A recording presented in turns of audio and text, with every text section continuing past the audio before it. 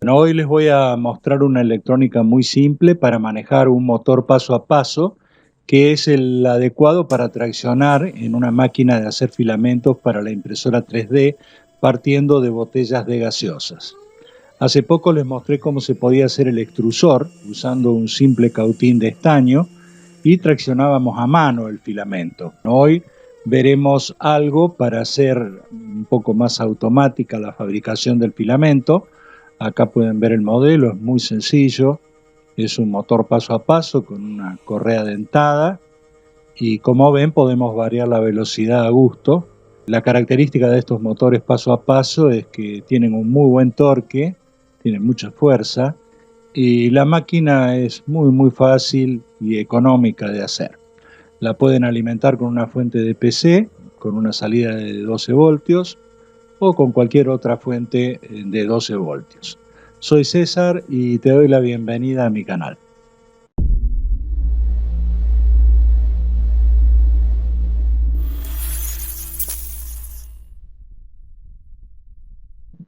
He diseñado la plaqueta de este controlador que me pasó mi amigo Alejandro Alomar. Acá arriba les voy a dejar el link al canal de él. La placa la diseñé y la pedí a PCBWay, que es la empresa más grande de China en la fabricación de placas PCB para todo uso. En este caso, las 10 placas de este diseño te cuestan solamente $5 más el gasto de envío. Las placas son de excelente calidad y la velocidad de fabricación, despacho, son óptimos. El proyecto está en la página de proyectos compartidos de PCBWay y allí vas a encontrar la lista de materiales, detalles y también ahí mismo vas a poder picar el botón para pedir las placas. El esquemático es este y tiene como elemento principal un driver A4988. Es de muy bajo costo, estamos hablando de alrededor de $1. Y la onda cuadrada para que este driver funcione está generada por un viejo conocido nuestro, el NE555. Este driver sirve casi para cualquier motor paso a paso que tengamos, ya que maneja una corriente de hasta 2 amperes. En mi caso voy a usar este motor, que no sé bien de dónde salió, pero según indica la etiqueta es de 1.2 amperes. El voltaje en este caso no nos interesa, solamente la corriente. El motor, como pueden ver, tiene 6 cables, de los cuales vamos a usar solamente 4. Para saber cuáles son los cables que vamos a utilizar, vamos a medir con el tester y nos vamos a encontrar con 2 juegos de cables de 3 cada uno que presentan continuidad entre ellos, pero no con el otro juego. En realidad son 2 bobinas que tienen un punto medio. Una vez que identificamos los cables que presentan continuidad entre ellos, en este caso, por ejemplo, el naranja, el marrón y el negro, y el amarillo, el rojo y el blanco. Con eso ya identificado, ya sabemos que ahí están las 2 bobinas que vamos a tener que alimentar. Ahora vamos a medir el valor de resistencia que presentan entre ellos y vamos a encontrar que hay 2 cables entre ellos que presentan una resistencia más alta. Ese justamente es el par que vamos a utilizar. En este caso, el marrón y el anaranjado presentan 4.8 ohms. Esos son los cables que vamos a usar. Y el negro corresponde al punto medio, que como ven tiene más o menos la mitad de la resistencia que hay entre los otros 2 cables. En el otro juego de cables vamos a usar el rojo y el amarillo, y el blanco no lo vamos a usar porque es el punto medio. Para que quede más gráfico, el motor vendría a ser algo como esto que ven ahora. El armado de la plaqueta es súper sencillo.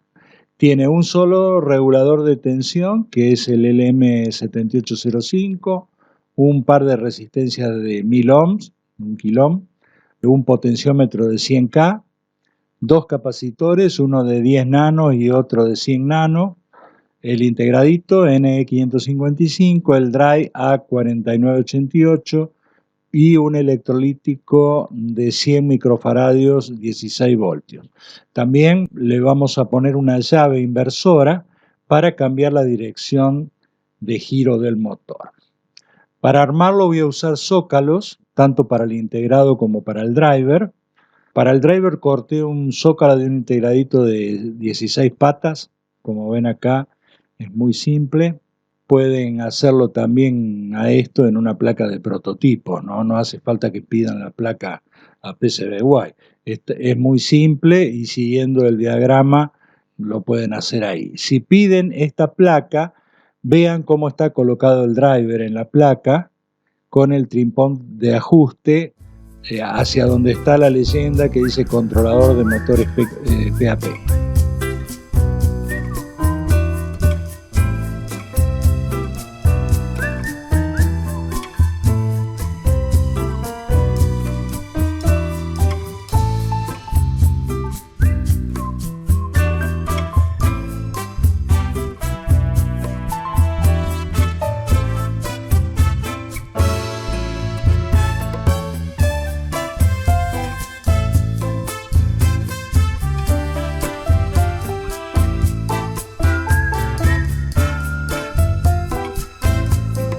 Una vez hemos armado todo, vamos a calibrar el driver para no excedernos en la corriente que le damos al motor y no se caliente este.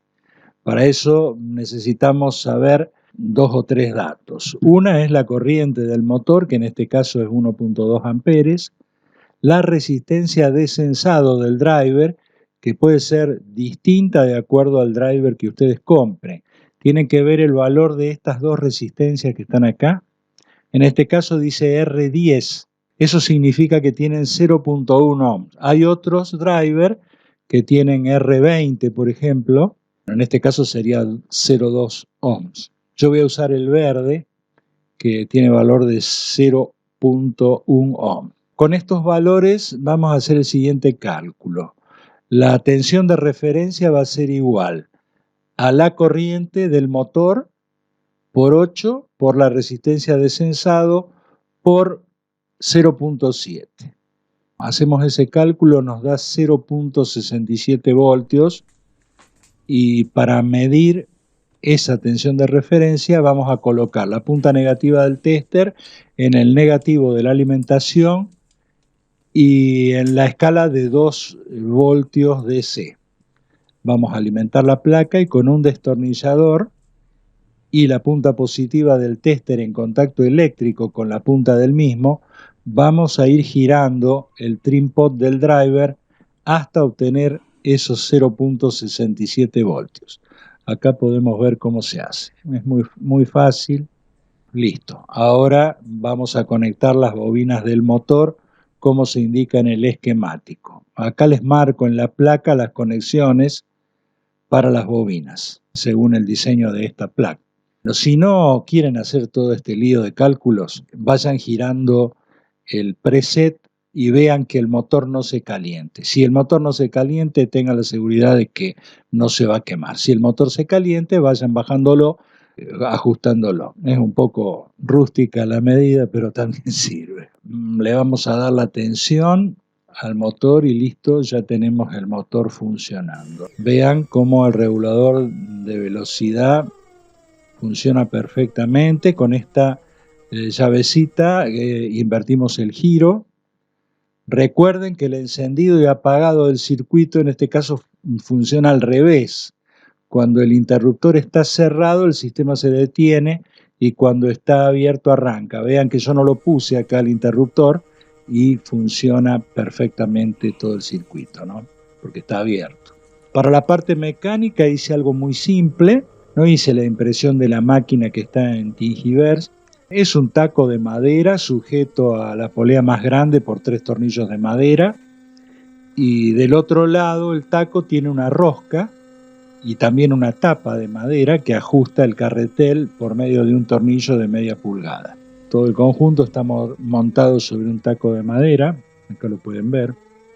Sé que este video es un poco técnico, pero creo que es muy sencillo, lo pueden hacer sin ningún tipo de problema. Yo espero que les sirva a quienes tienen interés en el armado de la máquina de hacer filamentos para la impresión 3D.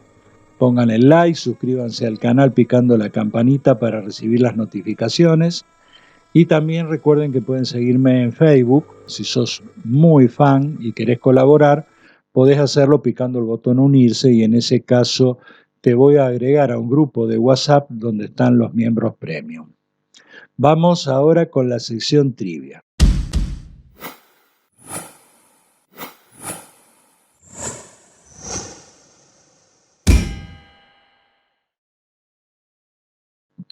La semana pasada había que decir que era esto.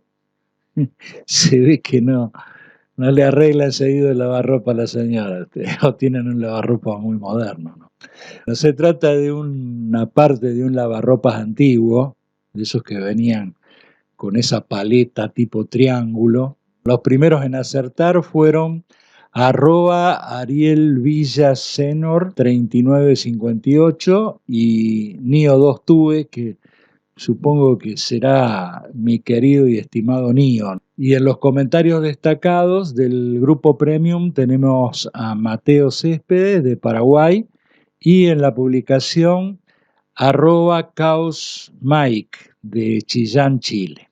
A los 4 les mando mi más afectuoso saludo y mil gracias por participar y comentar. Y además de compartir mis videos. Hoy la trivia es una colaboración de Héctor Santos del canal El Yeti, que se los recomiendo también, gran canal, muy interesante, excelente en un montón de aspectos, visítenlo. Vamos a ver si saben de qué se trata esto. Para participar ustedes tienen que poner en los comentarios qué creen que es lo de la foto y también pueden participar enviándome fotos de objetos raros o antiguos que tengan en sus casas. Recuerden que deben ser fotos sacadas por ustedes mismos, no vale sacar de internet por el copyright y tienen que decirme de qué se trata. Pueden mandar al correo canalespaciodeCesar@gmail.com. Mil gracias por ver el video y hasta la semana que viene, Dios mediante.